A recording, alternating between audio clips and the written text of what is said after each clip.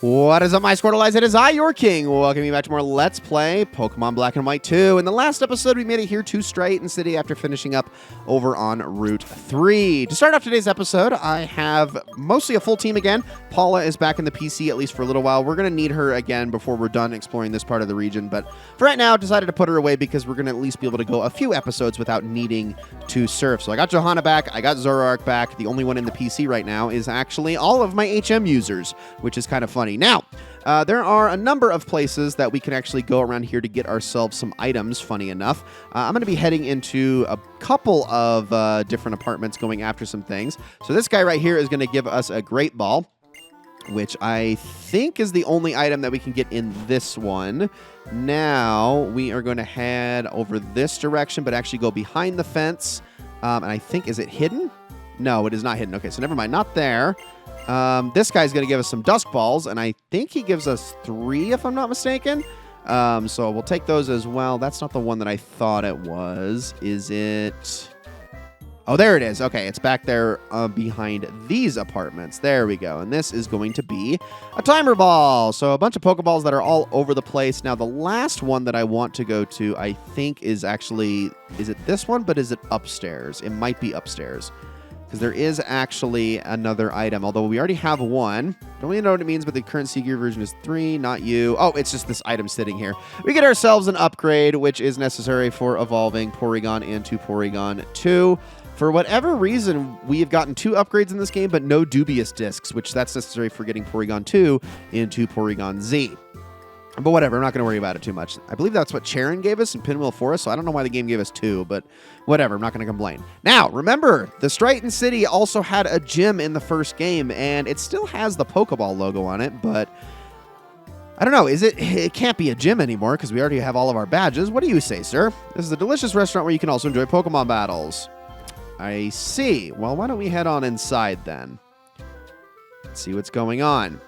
Okay, well, we just got a whole bunch of stuff going on around here. Striaton City's triplets make a fantastic combination. The user grass types, okay, yeah, whatever. Now I get it, they make the perfect tea. You're not who I want to talk to. Is it you? You come see Striaton Restaurant's famous Pansear show. Sure. Ready, all Pansear? Everyone gather up. How many? Oh my gosh, that's a lot of Pansear. Look at him go. Pansear that I will have you follow today is this, the Pansear with the pretty tail. It's holding a big mushroom. Ready, set, go. I think it was the one on the right, correct? Yes. Just got to follow it with your eyes. Luckily, this is a pretty easy shell game since they don't move around too quickly. I'm going to be really embarrassed if I actually get this wrong, but I would be shocked if I actually mess this up. Okay, and I believe it's the one on the left. Pansear's holding the big mushroom, right? You are totally correct. Receive your prize, a big mushroom for that Panpour. Oh, the Panpour, that just came out of nowhere. That was shy. Also, are those Pat Rat actually working in the kitchen over there? I just realized that. That is so cute. Oh, I love that. Or I guess maybe they're technically Watchog. Yeah, they're Watchog. Okay, they looked like Pat Rat from over there, but I guess it does make sense. They have similar color patterns. Regardless. Okay, so you have 3, the triplets that are all around here that obviously specialize in their different types. You got the grass one, you got the water one, and you got the fire one. I am going to talk to Cress here. Water type specialist, and my name is Cress. Am I pleased to make your acquaintance? You there, would you be so kind as to be my partner in a battle with my siblings? I'm going to say yes.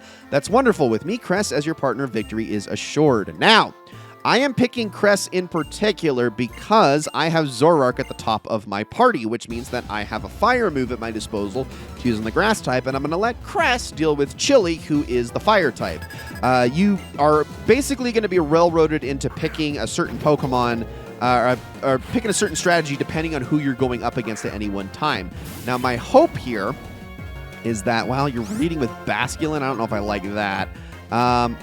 I wonder if... Because the problem is that they can attack twice. So I'm going to just try to hit this Maractus and see if I can't knock it out. I wanted to start nasty plotting, but if they both attack my Zoroark, that could cause me some issues. But you can only do this battle once per day, and you have to pick your partner wisely. So don't get too ahead of yourself and assume immediately that everything's going to work out for you, because you want to actually factor for what duo you're going to be going up against, whatever is the opposite of what you're using. Now, obviously, whoever's on your team is going to be type covering something. You just need to be able to cover the other type. Does that make sense? Hopefully that makes sense. All right, get back to flamethrowing here. We'll use it on Ferrothorn. Of course, it immediately snapped out of confusion, which sucks, and now the swagger has made it a lot stronger in the attack department, so I'd be very appreciative, Cress, if you would actually start, like, attacking the heat more directly or something. Thank you very much. So down goes Ferrothorn, and of course it avoided the attack. Man, Cress, you are not pulling your weight here. Okay, Simisage is last. Again, let's hope I can knock this thing out in one shot. No, stay on Flamethrower. Why does it do that sometimes? Go away. Defaulting to the top one. Okay, so Simisage is obviously the most powerful one, level 67. This Energy Ball is going to hurt, but honestly, I think Crest deserves it for absolutely not pulling his weight in the slightest. Get out of here. Let's see if you have an actually better Pokemon on the next one. Here comes Focus Blast. This is probably going to knock Zoroark out here. Just because of how much damage it's already taken, even though it's a special move, and there it goes. Okay, so I should probably go over who the other Pokemon are. So this, all of the Pokemon that they have are actually holding items. So really quickly, I'm going to switch to Johanna. And so Silence Maractus is holding a Muscle Band, which straight up buffs physical attacks, which is really funny because it only has Poison Jab and Sucker Punch. Its one grass move is actually a special attack, believe it or not. Then there's the Ferrothorn with the leftovers, which has Power Whip, Leech Seed, Gyro Ball, and Curse. And then Simisage, which is 2 levels above the rest, has a Life Orb with Rock Slide, Energy Ball, Work Up, and Crunch. Then we move on to Chili, who has his leftovers holding Heatmore here. And yeah, I knew Flash Fire was going to activate, but that's okay. I'm trying to take out the Simisage here. If we can, please and thank you. Oh my gosh, goodness. All right, now we can all focus on the one. So this Heatmore has Fire Blast, Sucker Punch, Focus Blast, and Stockpile, believe it or not. Then he's got a Darmanitan with a Muscle Band that's got Flare Blitz, Hammer Arm, Bulk Up, and Rock Slide. And I think I'm actually going to swap again, this time to Tomoe here. And then last but not least is his level 67 Simisear with Crunch, Flamethrower, Work Up, and Grass Knot, and it also has a Life Orb. Now we go through Cresses, who we are not going up against, but obviously, you know, not pulling his weight here. Basculin, which has a Muscle Band with Swagger, Ice Beam, Aqua Tail, and Double Edge. Slowking with leftovers with Calm Mind, Scald, Flamethrower, and Psychic. And then, of course, the Simipour with the Life Orb that we're seeing right now with Scald, Ice Beam, Crunch, and Work Up. But now we can just absolutely just wipe the floor with the rest of the team here as we all sort of focus. I cannot believe how fast that Simisear is. To see, is Simipour going to be quicker? Looks like it, so I might not even be able to attack now. Finally, Cress is actually doing something, only after I knocked out the entire grass team, but whatever. So my Scald is going to miss because nothing is there. Last but not least is Darmanitan, which I have to imagine is going to go down no matter what we do. The Scald is probably going to just take it out. And like I said, you can do this battle every single day and get yourself some nice experience for doing so. Because, you know, they're all at level 65, which is actually better than a lot of the trainers we've been fighting up to this point. There we go. Of course, you are only getting half the experience due to the fact that it's a double battle, but 6 Pokemon per fight, so still pretty good, and also some really good money for doing so. My attack's full like water. You were blessed with an amazing partner. And there we go. Battling together with you helped me find new potential in myself. That's what I think. I'd like it if you were to team up with me tomorrow as well. All right, Crest, there you go. Now, we did get the only item in there, which is pretty darn cool. I'm going to head off to the Pokemon Center really quickly and heal up just to make sure I absolutely need to, and I do. So I'm going to do that real fast. All right, let's get the last of our stuff that we need to do here in Striaton City finished up. So our next stop is actually, I don't know why I went down that way, is actually here, which is the Trainer's School. And there's a couple of things we can do in here. The first of those is we increase the number of trainer schools to meet the demands of trainers who want to know more about Pokemon because they love them. Let's see. Would you like to take a simple quiz? Yes. So here's the question. Which of the following berries cures confusion? That is going to be a person berry. Right answer now for the next question. The move Swagger raises the target's attack, but it also causes which status confusion? Also confusion. I'm sensing a theme here. And we're going to get some person berries, which I believe he gives us a 3 as a thank you for this. And that is the last of the items left to get in Striaton City, but there's one more thing left for us to do. And that's battle this guy. Excuse me, got a minute? You look like you know a lot about Pokemon. Could you use your knowledge to help me out? Yes. Hey, thanks. Here's what I'm wondering about. Usually ground-type moves can't hit a Pokemon with the Levitate ability, but I'm sure there's some way to do it. I just can't for the life of me figure out how. I have several ideas, but I can't decide which one to try. That's why I want to get your opinion on the matter. First, I'd like some advice about items. I want to use Trick or Switcheroo to give an item to a Pokemon that has the Levitate ability so I can hit it with ground-type moves. After considering which item to give, I thought the Iron Ball might work. I'm not sure, though. What do you think? Is the Iron Ball a good idea? I would say yes. I knew it. Hearing you say it makes me feel much more confident. Passing the Iron Ball to a Pokemon with Levitate means ground-type moves can hit it. Thanks.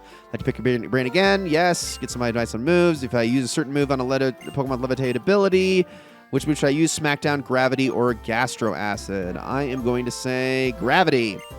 Gravity makes Gravity stronger. There we go. Like to pick your brain again. Finally, like a little advice on abilities. Some abilities will let you hit Pokemon that have Levitate with ground-type moves, but I'm not sure which one to use. Mold Breaker, Terra Volt, and Turbo Blaze. None of them matter because they all do the same thing. I'll just say Mold Breaker. So there we go. All right, and I'm even more prepared for anti-Levitate tactics. Now, no matter which Pokemon I face, victory is assured for my Levitating Pokemon. Do you dare battle my invincible Pokemon with Levitate? Sure, because I'm not going to use a ground type here. At least that's the intent, to not use a ground type. I should be able to get around all this anyway. So this guy's got 4 Pokemon here, and they're all level 64. It's going to start off right off the bat with a Rotom. Now, Rotom is in its base form, Electric and Ghost. So I'm going to bank on the fact that I'm going to be able to get off one nasty plot here. And then we're just going to get to sweeping this entire team all the way through. At least that's going to be the intent. Thunder Wave, huh? No. Not even going to entertain that idea. I'm just going to heal that one immediately until you actually decide to try to attack me here. So, do I have any paralyzed heals? Doesn't look like I just got full heals. That's all right. I'm supposed to be going through my Castelia cones still, though. I still have those from all the way back in Castelia City at the first time we were there in the playthrough. I still have them. Okay, Discharge. This could also cause paralysis. We will see. Please do not. Okay, we're good. Now we can get to actually attacking this thing. And I should be able to just Dark Pulse my way through the entire team because none of it resists Dark, and 2 of them are weak to Dark. So there goes the Rotom. A lot of experience there. Gengar's next. Absolutely going to just go right to Dark Pulsing again. I'm going to assume I still have the speed advantage here. As quick as Gengar is, it's not as quick as Zoroark. So that should go down no problem. And if I absolutely need to, I can switch to something else to deal with the other ones. Look at that. Oh my gosh. 8,739 experience. It's so much. All right. Weezing is next. Here we go. Now, knock you out. And then I'm going to assume that my Stab Dark Pulses can just make my way through this team no problem. Look at that. Look at that. Go, Zoroark, go. Probably going to hit level 72 right off of this Electros here.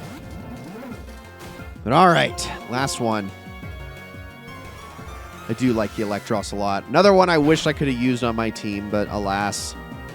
Down it goes. Very, very fun Pokemon. Oh my gosh, so much experience, man. So much experience. That Lucky Egg plus traded Pokemon boost hits hard.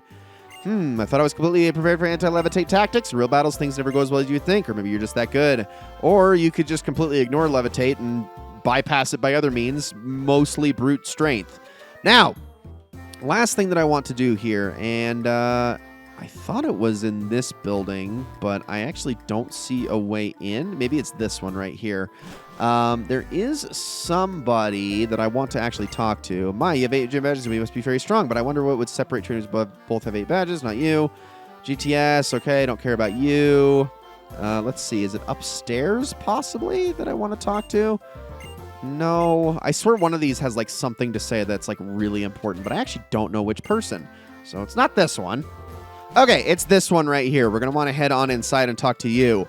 I hear some people have felt the presence of a mysterious Pokemon in the Dream Yard lately. Well, isn't that interesting? Mysterious Pokemon in the Dream Yard. Have to say, I do think I want to follow up on that one.